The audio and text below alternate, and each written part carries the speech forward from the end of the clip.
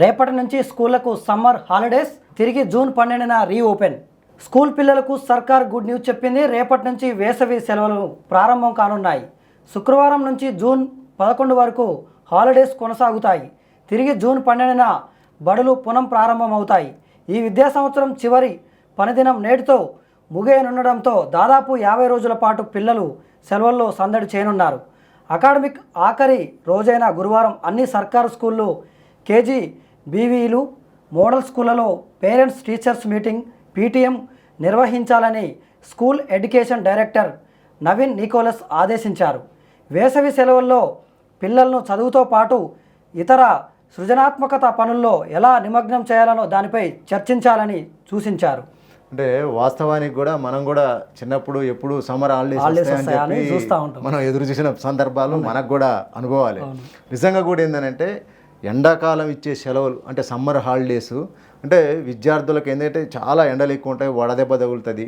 ఈ ఎండల్లో అటు ఇటు తిరిగి ఇబ్బంది, మళ్ళీ ఆరోగ్యం ఖరాబ్ అవుతుంది అన్న ఉద్దేశంతో సమ్మర్ హాలిడేస్ ఇస్తుంటారు. కాబట్టి ఏంటంటే కొంత గ్యాప్ అంటే ఒక అకాడమిక్ ఇయర్కు ఇంకొక అకాడమిక్ ఇయర్కు కూడా కొంత గ్యాప్ అనేది ఉండాలనే దానికోసం అని చెప్పి సమ్మర్ హాలిడేస్ కూడా పెట్టడం జరిగింది. అంటే వీళ్ళు కొంత సృజనాత్మకతను పెంపొందించుకోవడానికి ఈ సమ్మర్ హాలిడేస్ కూడా కొంత అవకాశం ఉంటాయి. ఎందుకంటే ముఖ్యంగా ఏంటంటే దాంతోపాటుగా ఈ సమ్మర్ హాలిడేస్లో కూడా తల్లిదండ్రులు కూడా చాలా జాగ్రత్త తీసుకోవాలి. ఎందుకంటే ఈ సంవత్సరం గతంతో పోలిస్తే ఈ సంవత్సరం చాలా ఎండలు చాలా భయంకరంగా ఎక్కువగా ఉన్నాయని కూడా వాతావరణ నిపుణులు చెప్తున్నారు. కాబట్టి దయచేసి తల్లిదండ్రులు ముఖ్యంగా పిల్లలను అంటే మార్నింగ్ ఒక 11-12 తర్వాత ఈ పరిస్థితుల్లో కూడా బయటకు వెళ్ళకోకుండా కొద్దిగా జాగ్రత్తలు తీసుకోవాలి. మీ అందుబాటులో మీ పరిసర ప్రాంతాల్లో ఉండేటట్టు చూసుకోండి. ఎందుకంటే ఎండలు చాలా తీవ్రంగా ఉన్నాయి, వడదెబ్బ తగిలి అంటే చాలా ఇబ్బందులు పడే అవకాశం కూడా ఉంది. కాబట్టి పిల్లలను జాగ్రత్తగా కేర్ తీసుకొని వారిని ఆ మధ్యాహ్న సమయాలలో కొంత వారిలో సృజనాత్మక పెంచుకునేటానికి అంటే ఇండోర్ గేమ్స్, చెస్సు, క్యారమ్స్ ఇలాంటి గేమ్స్ పైన వాళ్ళకు కొంచెం నిపుణత నైపుణ్యం పెరిగే విధంగా వాళ్ళని కొంచెం శిక్షణ ఇచ్చే విధంగా మీకు వచ్చి ఉంటే మీరు నేర్పవచ్చు. లేదంటే కొద్దిగా మీరు ఆర్థికంగా ఎదిగుంటే ఎవరన్నా దానికి కోచ్లను పెట్టైనా నేర్పించే ప్రయత్నం చేస్తే వాళ్ళలో కూడా ఒక రకమైన నైపుణ్యాన్ని పెంచుకోవడానికి అవకాశం ఉంటుంది. అంటే ఎక్కువ స్ట్రెస్ కాకోకుండా పిల్లల్ని ఎక్కువగా అంటే ఎండ ఒత్తిడి అంటే ఎండాకాలంలో కొంచెం మైండ్ కూడా కొంచెం ఇదైపోతుంటుంది.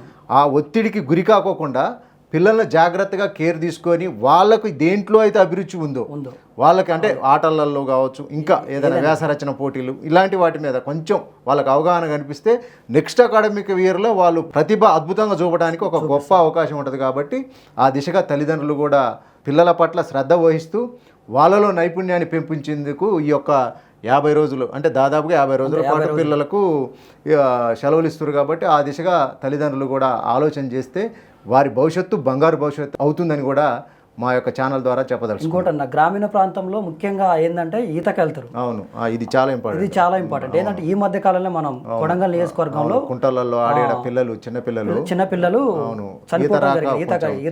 చాలా కేరింగ్ తీసుకోవాలి. ముఖ్యంగా ఇది గ్రామీణ ప్రాంతాల్లో ఎక్కువ జరుగుతూ ఉంటుంది. కాబట్టి గ్రామీణ ప్రాంతాల్లో ఉన్న తల్లిదండ్రులు కూడా ఏంటంటే సమ్మర్ అనేసరికి కొంచెం ఈవినింగ్ టైంలో పిల్లలు గ్యాదర్ అయ్యి బావుల దగ్గరికి అటు ఇటు వెళ్ళి చిన్న చిన్న వాగులు వంకలలో పోయి ఈత కొట్టే ప్రయత్నం చేస్తుంటారు. అంటే ఈత వచ్చి ఉంటే ఏం బాధలేదు, ఈత రాకోకుండానే ఈత వచ్చిన వాళ్ళతో పాటు వీళ్ళు కూడా తెలియక చిన్న పిల్లడు అలా దూకిండని చెప్పి ఈయనకో చిన్న పిల్లవాడికి తెలవక ఇతను కూడా దూకే ప్రయత్నం చేస్తాడు. అలాంటప్పుడు ఏంటంటే చాలా ఇబ్బంది ఉంటుంది. అంటే మనం చూస్తున్నాం పేపర్లలో టీవీలలో కూడా వస్తున్నాయి.